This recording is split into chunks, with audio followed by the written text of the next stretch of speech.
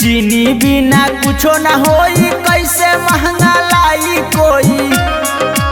80 रुपये मिले लागल, सुन के सभे हिले लागल।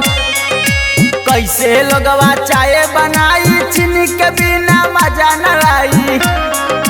रोजे महंगा होले बाजार, लागता दोषी बा सरकार। जिया जिया हो चाचा मोदी, तोरा जिता के कवले भोगी।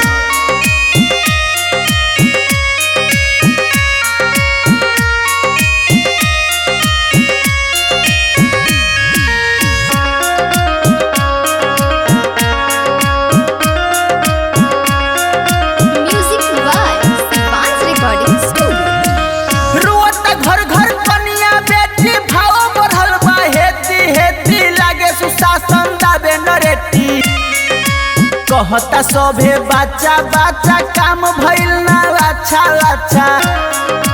कैसे लोगवा हितई जाई, हाथ में लेके झोला मिठाई।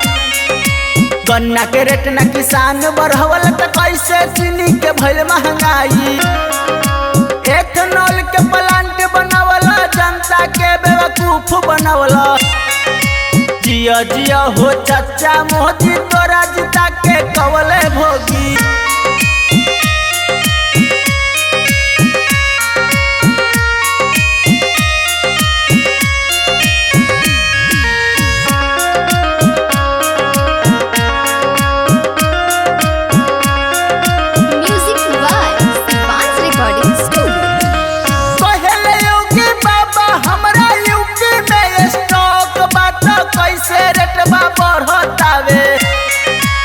ऐसन का मजबूरी हवे, जनता जानल चाहतावे।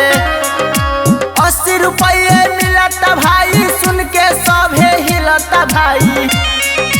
कैसे लोगवा चाय बनाई, घर घर के मजबूरी है भाई। जनता के सरकार सतावे, तनी तेसला लई है सब गावे। जिया जिया हो चाचा मोदी, तोरा जिता के कवले भोगी।